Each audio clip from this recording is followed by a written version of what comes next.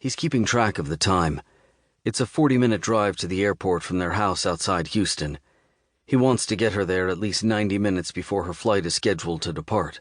She's flying to Bozeman, Montana. She's been planning the trip for months. It's a retreat on a ranch, yoga and meditation and riding horses. It's designed just for women, so there was never any thought of Sean going along. The first time she mentioned the trip, it made him uneasy. "It's a long way," he said. Molly nodded. "Sure." "There must be yoga retreats in Texas." "There must be." "But you don't want one of those." "I want this one," she said. "Montana's not against the rules." "I know."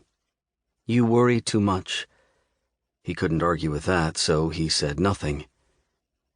"You think about it," she said. "If you don't want me to go, I won't go." She didn't bring it up again. He's sure she would have let it drop, but later that week, one night before they went to bed, he told her, "You should go. It's not against the rules." She takes a while getting ready, long enough for Sean to shower and dress and fry 2 eggs and make toast. He eats his breakfast standing in the kitchen. She's already had hers, fruit and yogurt. She left him a bowl of grapes. He eats some of those, too, carrying the bowl into the bedroom. He lingers there, leaning against the oak dresser at the foot of the bed. It's long and low, 6 drawers in 2 rows of 3. It's the first thing he made when he and Molly moved into this house. Molly is in the bathroom fixing her hair. Sean watches her in profile through the open door. She's dressed casually for her flight, jeans and a sky blue sweater. She's taking a final look at herself in the mirror, and the palm of her right hand comes to rest on her stomach, just above the buckle of her belt. It only stays there for a moment, but Sean sees it. It's a gesture he remembers. 2 years ago she got pregnant, and sometimes he would catch her in front of the mirror, her hand coming up to rest there, as if to remind herself that it was real. She never had the baby.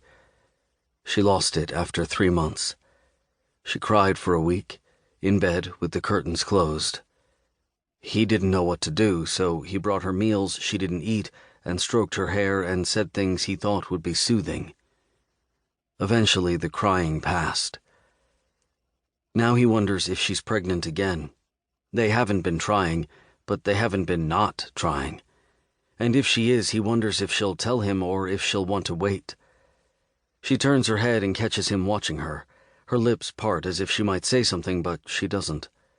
She's quiet on the drive to the airport. The traffic is mild. He pulls up in front of the terminal and gets out to lift her suitcase from the trunk, kisses her and holds on to her.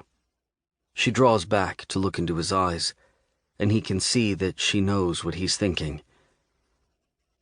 "Let's not get ahead of ourselves," she says softly. He keeps hold of her a little longer. "Okay." He watches her walk in, the suitcase trailing behind her. The glass doors slide open to admit her and close again when she's gone through. When Sean arrives back home, he leaves the car in the driveway and raises the garage door.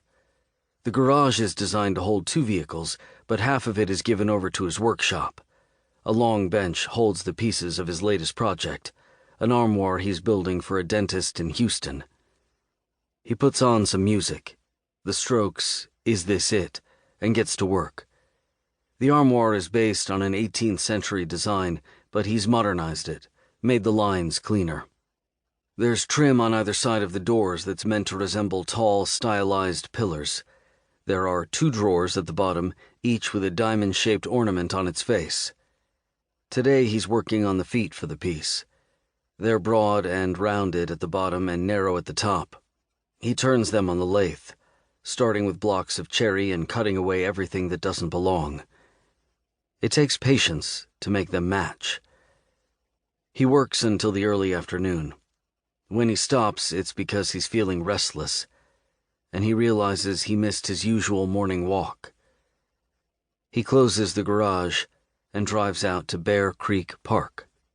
The park covers 2,100 acres, 15 miles west of Houston. It has pavilions and tennis courts, fields for soccer and softball. There's even a small zoo with buffalo.